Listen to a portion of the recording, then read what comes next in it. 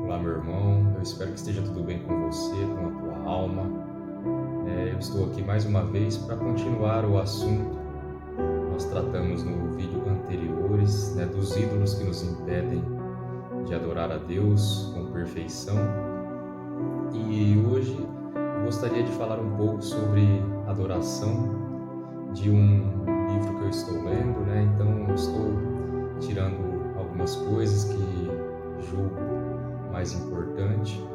Então hoje vamos fazer uma pequena introdução e entrar na importância geral da adoração pública.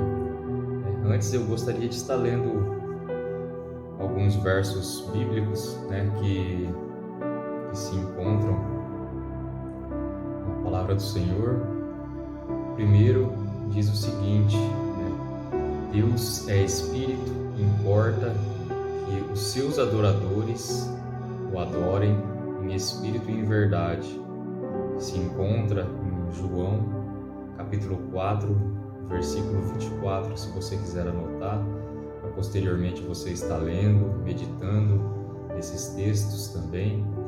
O segundo texto encontra-se em Filipenses 3:3, que diz o seguinte: porque a circuncisão somos nós, e que servimos a Deus em espírito, e nos gloriamos em Jesus Cristo e não confiamos na carne.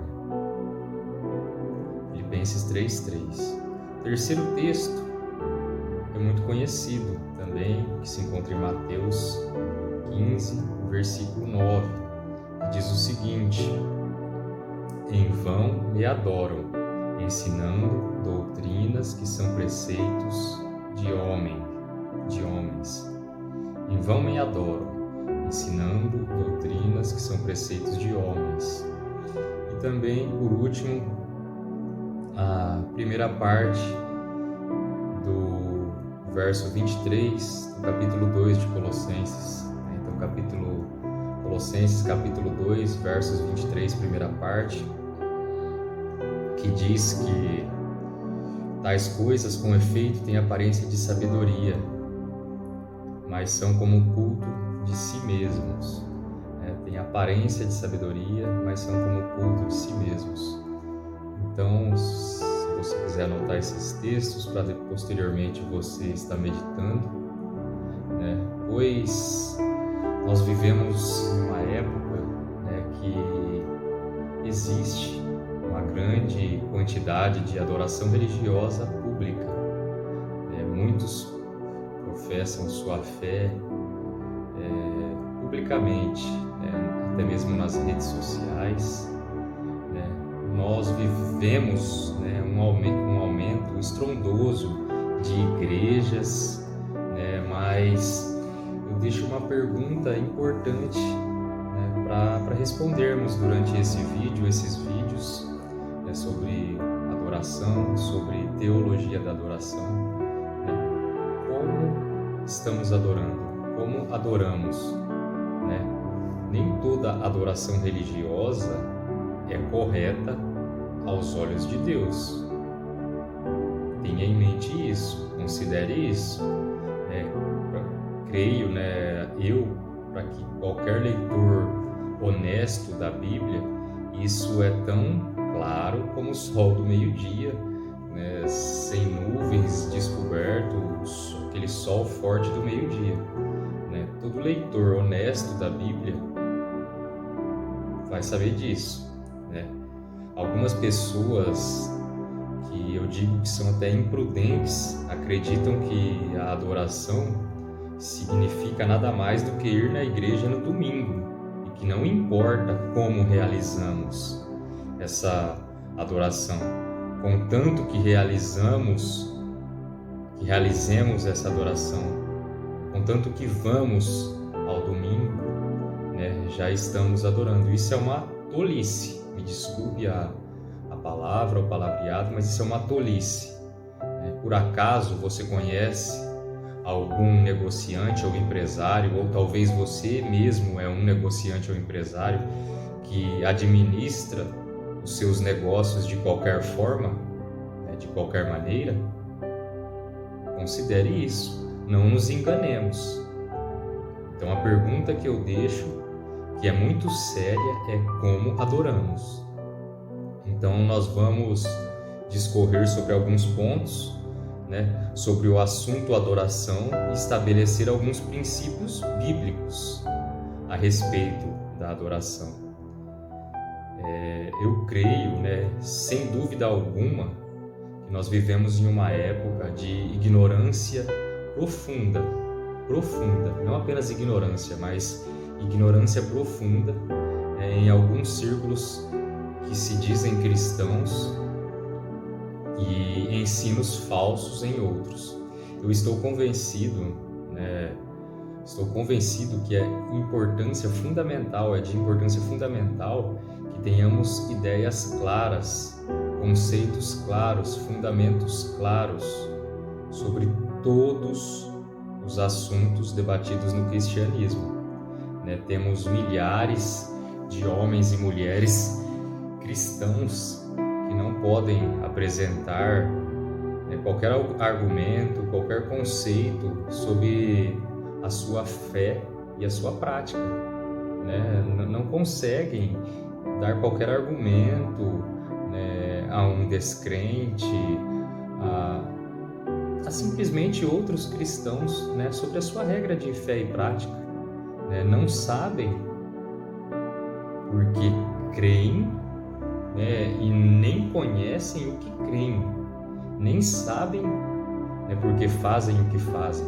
Assim como crianças são levados de um lado a outro por todo vento de doutrina, como diz a palavra do Senhor, estão sujeitos a seguir o primeiro égide que encontrarem por aí, estão sujeitos a seguir e acreditar nessas heresias que vemos pela internet. Eu digo que se você quiser se esconder de Deus, é só você procurá-lo na internet, Hoje em dia é muito complicado, você tem que saber o que você vai absorver ali, quais são os mestres que você está seguindo, quais são os tipos de ensino, quais são as fontes que você está bebendo, Então é muito complicado, você tem que saber, Numa época como esta, temos a urgência de entender algumas noções básicas e bíblicas a respeito da adoração cristã, para não sermos levados por qualquer vento de doutrina, por não sermos levados pelo mercado gospel, pelo mercado da fé, pelo emocionalismo, como eu já disse no outro vídeo, que são ídolos, As emoções muitas vezes se tornam ídolos para nós, Então vamos tratar pelo menos 5 princípios básicos, sobre a adoração. 5 princípios sobre a adoração. A importância geral da adoração, os princípios norteadores da adoração, as partes essenciais da adoração, as coisas que devem ser evitadas na adoração e os testes pelos quais nossa adoração pública deve ser provada. Então são esses os 5 princípios norteadores. Eu vou restringir durante esses vídeos, provavelmente eu grave 5 vídeos, eu vou restringir intencionalmente a adoração pública, na adoração pública. Os demais hábitos e hábitos particulares em si, como oração, leitura bíblica, o autoexame, meditação, a gente pode tratar em vídeos posteriores, não por serem menos importantes, mas para assim compreendermos melhor o que vamos tratar agora, que é o assunto adoração. É o assunto que eu defini tratar agora com vocês. E as dúvidas quanto a esse assunto, da adoração. Então, para começar, como eu disse, vamos começar hoje, para não prolongar muito esse vídeo, o primeiro assunto, que é a importância geral da adoração pública.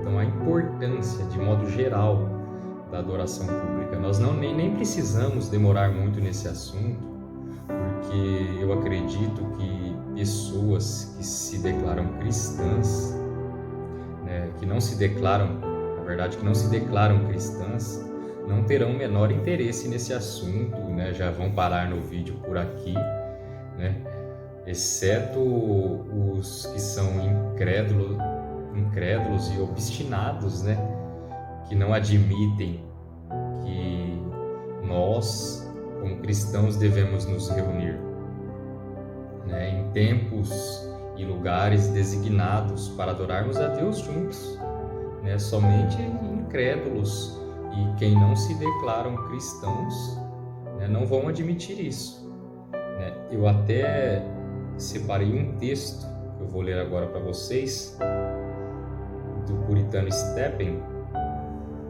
que diz o seguinte: negar a adoração a Deus é uma tolice tão grande como negar a sua existência. Aquele que se nega a prestar toda a honra ao seu Criador sente inveja de cuja existência não pode privá-lo. A propensão natural para a adoração é tão universal como a noção de Deus. A existência de Deus nunca foi reconhecida em uma nação sem que a adoração a Deus não tenha sido instituída. E muitos povos que se voltaram-se para algumas outras coisas com base em alguma lei da natureza têm prestado honra contínua a algum ser superior e invisível.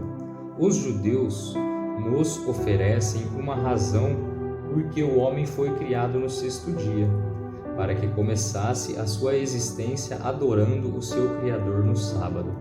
Logo que se visse como criatura, o primeiro ato solene do homem deveria ser um ato particular de respeito ao seu Criador. Teme a Deus e guarda os seus mandamentos, porque isto é o dever de todo homem. Eclesiastes 12:13. Sem o temor a Deus, o homem não é homem, é uma besta. A religião é um requisito indispensável como a razão para completar o homem. Se o homem não fosse religioso, ele não seria dotado de razão, porque ao negligenciar a religião, o homem negligencia o mais importante ditame da razão. Então, meu amigo, meu irmão, o texto é claro, né, que o homem, de modo geral, é um ser social,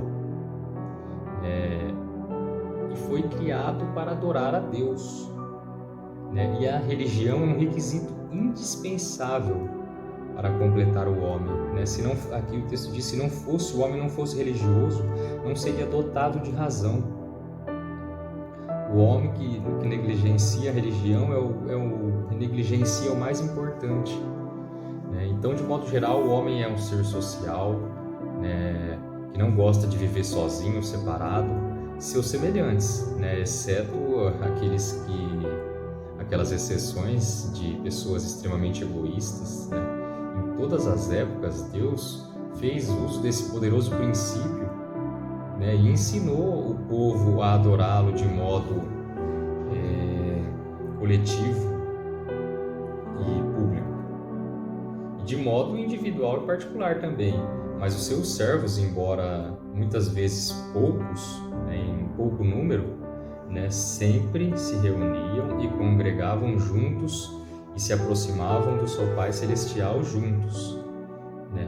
Embora, né, alguns tempos, a Bíblia nos mostra que mesmo em poucos números, né, mesmo assim, se reuniam para adorar a Deus juntos. Deus nos ensinou a fazermos isso, né, por muitas sábias razões, né? Deus, em sua sabedoria, né, em parte para que dessemos testemunho público ao mundo, e em parte, né, para que nos fortalecêssemos, nos ajudássemos, nos encorajássemos, confortássemos uns aos outros, né? E acima de tudo, treiná-los, né, e preparar-nos para a Assembleia Geral que será no céu, né, que será no céu, né, porque a nossa reunião pública, o culto público, é apenas um vislumbre, né, do que teremos no céu, né, na congregação celestial, né? Então é isso, né, que Deus que quer nos preparar para isso, para que nos animemos, nos fortalecemos, ajudemos uns aos outros, encorajemos uns aos outros, né? Confortemos uns aos outros, né? Também dessemos testemunho público ao mundo, né, da nossa fé, de adoração a Deus, e também para preparar-nos para a Assembleia Geral no céu. É apenas uma preparação, né? A palavra do Senhor diz em Provérbios 27, versículo 17, como o ferro se afia, assim o homem ao seu amigo, né? Então, esse verso resume tudo isso que eu disse, né, sobre ajudarmos uns aos outros, né? Ver os outros fazerem e professarem a mesma fé que nós, né, diante do cristianismo, é uma grande ajuda e encorajamento para a nossa alma. Do começo ao fim da Bíblia, se olharmos mais atentamente, né, a adoração pública na história dos santos, podemos acompanhar toda a adoração pública na história dos santos. Podemos ver lá, a adoração começa com Caim e Abel, depois posteriormente com Noé e sua família, após saírem da arca, Abraão, Isaac, Jacó, onde eles armassem as suas tendas, ali eles erguiam um altar e adoravam a Deus. Eles não somente oravam em particular, mas também adoravam em público. Tal a importância, né, da adoração pública. Muitas vezes, né, ainda conhecemos, né, sabemos que existem pessoas, né, que não sentem vontade de ir ao culto simplesmente, né, pela essa grande providência, né, do advento da internet, né, mesmo diante de uma pandemia, né, tivemos a oportunidade, né, de termos a transmissão de cultos online, mas não que isso seja algo para não irmos ao culto, né? Isso seja uma oportunidade, uma providência para podermos, né, ali assistir novamente o culto, né, absorvermos mais do ensino transmitido, né? Então, para estudarmos, né, o culto é um estudo, né, muitas vezes. Então, para aprendermos, não para substituirmos, né, a nossa reunião pública pela transmissão online, né? Vemos, né, de todos os exemplos aí que eu acabei de dizer, e aí continuando, né, durante toda a lei mosaica, todo o Novo Testamento, o próprio Senhor Jesus fez a promessa, né? Quem não conhece esse texto, onde estariam 2 ou 3 reunidos em meu nome, ele estaria no meio deles, né? Lá em Mateus, os apóstolos, em cada igreja que eles plantavam, instituíam a regra universal de não deixemos de nos congregar, de congregar-nos, né, que se encontra lá em Hebreus 10:25, exceto pelos casos de força de necessidade e casos excepcionais de perseguição, e eles deixaram de se reunir e congregar publicamente, né? Então, exceto nesses casos, né, eles são exortados a não nós somos exortados a não deixarmos de nos congregar, né? Em que lugar, né, que os pecadores são despertados e as almas que estão em trevas são iluminadas? Considere isso. Em que lugar você foi despertado? A sua alma que estava em trevas foi iluminada? Em que lugar que você conheceu a Deus, que conheceu um pouco mais de Deus, ouviu falar? Talvez você não tenha pessoas que estão me ouvindo, eu tenho certeza que nem todos nasceram em um lar cristão e mesmo assim não se converteram em sua própria casa, é sempre ali na congregação pública, Em que lugar os espíritos são vivificados, e os que têm dúvidas são trazidos a tomar uma decisão? Como já dissemos, que quando ajudamos uns aos outros, os entristecidos são animados, os sobrecarregados acham alívio, Além da palavra de Deus, não existe nada